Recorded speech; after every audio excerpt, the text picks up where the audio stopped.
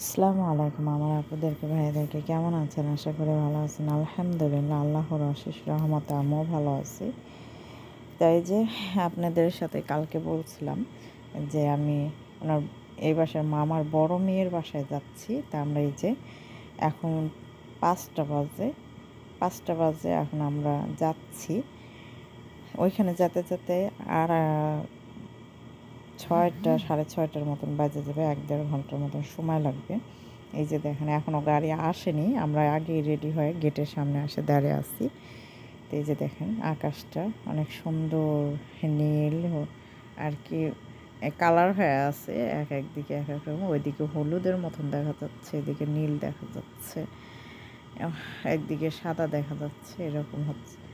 অনেক সুন্দর হয়েছে আকাশটা। তো এই যে আমরা গাড়িতে অলরেডি উঠে গেছি। দেখেন আসলে এখন বেল ছোট হয়ে গেছে, তো দিনটা খুবই ছোট হয়ে গেছে। ৫টা ৫:৩০টার দিকে আজান দিয়ে দেয়, আলো থাকে অথচ মাগরিবের আজান পড়ে যায়। তো এই যে আমরা এখন যা হচ্ছে দেখি কেমন বাসা কেমন কি দেখাতে পারলে অবশ্যই আপনাদের সাথে শেয়ার করবো। কেননা যে অনেক লোকজন থাকে, তো তাদের ভিতরে ভিডিও করা অসম্ভব, আর ভিডিও করা যায় না। তা যেটুকু আমি ভিডিও করতে পারবো ওইটুকু আপনাদের সাথে শেয়ার করব। তো এই যে দেখেন মাশাআল্লাহ তাবারাকাল্লাহ, অনেক সুন্দর রাস্তাঘাটের দৃশ্যটা। তো আসলে বাচ্চারা খুবই দুষ্টুমি করতেছে। দেখেন এখন একটু একটু করে আপনার হচ্ছে সন্ধ্যা হয়ে যাচ্ছে। আজান এখনও পড়েনি, পড়ে যাবে একটু পরেই। একটু একটু আলো থাকতে আজান দিয়ে দেয়। মাশাআল্লাহ তাবারাকাল্লাহ।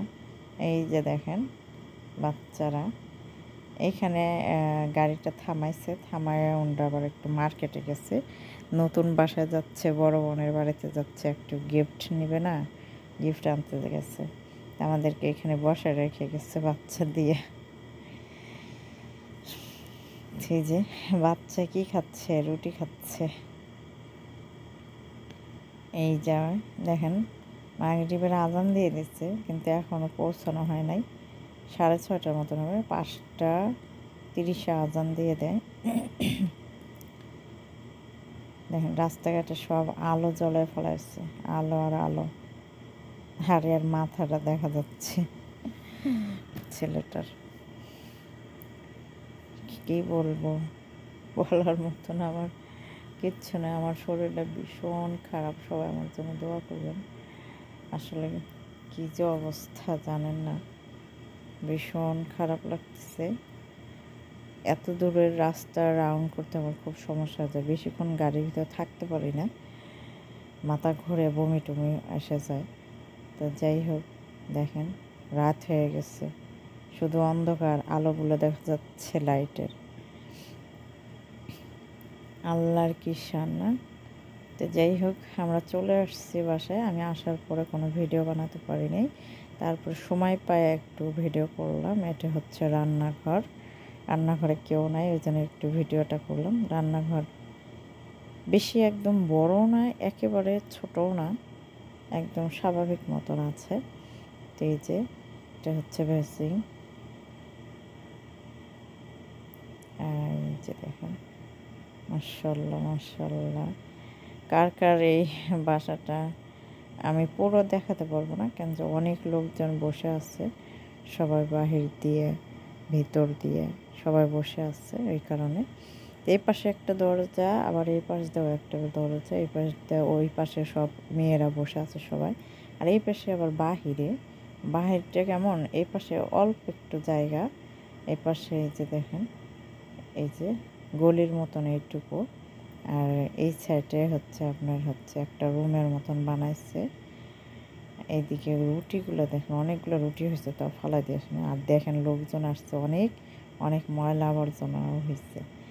তো এই যে দেখেন এখানে একটা রুম বানায় রাখছে। এই রুমটার ভিতরে আপনার হচ্ছে বিভিন্ন জিনিসপত্র রেখে দিচ্ছে, বাচ্চাদের, নিজেদের। আর কি আগে যে বাসা ছিল সেটা তো অনেক আগে দেখছেন, আপনাদের সাথে দেখাচ্ছে, ছোট্ট বাসা ছিল, চিপাচাপি। তো এটা হচ্ছে এই সৌদি আরবের আবার একটা কি যে